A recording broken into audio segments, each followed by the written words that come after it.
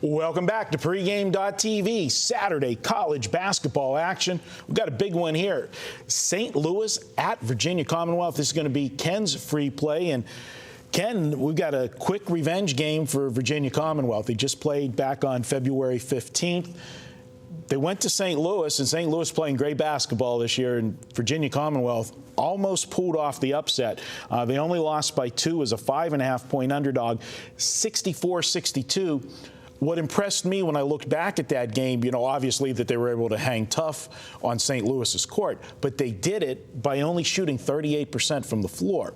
It's pretty impressive. If they could notch that up a little bit, they win the game. Shaka Smart's got the boys playing pretty well in the bigger games. They're struggling in some of the games against lesser foes right now, and got to be careful. Got to play consistent ball. 40 minutes. Got to take every game seriously right now, and I know Smart's trying to work on that. Again, this VCU team, unlike the Final Four team, does not shoot the ball real well from the perimeter.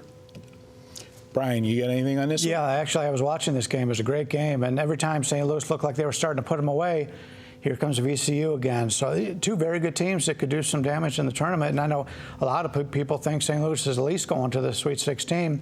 And you take a look at some of the teams that they've played.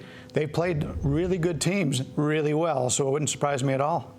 St. Louis, they're on we're taping on Thursday, so they are playing tonight, but they're playing my hometown, Duquesne Duke. So there'll be 20 games in a row after tonight, winning streak.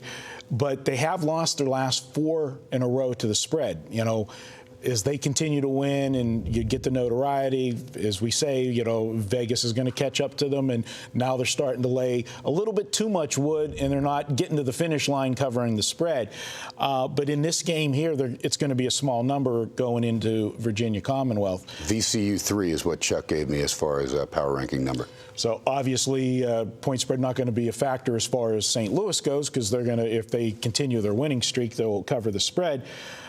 Defensively, St. Louis plays very well. 10 of the last 14 games, they've held their opponent to 39% or less from the floor. And anytime you play lockdown defense like that, you're going to be in every game, and that's why St. Louis is where they're at. No doubt their perimeter defense, one of the best in the country. Well, Brian, unless you have something you want to add. No, I think I'm ready to get a lesson in this game from Ken. Well, let's make it official. Let's do it.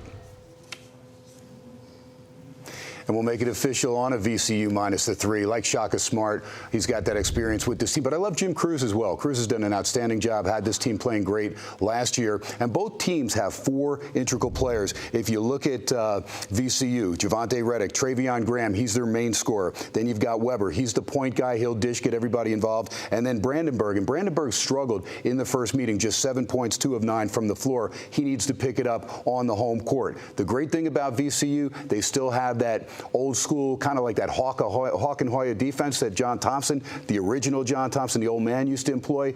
They've got that, and they will trap full court. They'll go end to end, and they'll try and up-tempo this game a little bit. Lost 64-62, but they'd rather have this game in the 70s if they can get St. Louis out of their comfort zone, maybe able to do it on the Rams' home court. St. Louis also 4 integral players. Evans, who had 21 and 10 in the 64-62 win for the Billikens. Rob Lowe, not the actor, but this guy plays one on TV.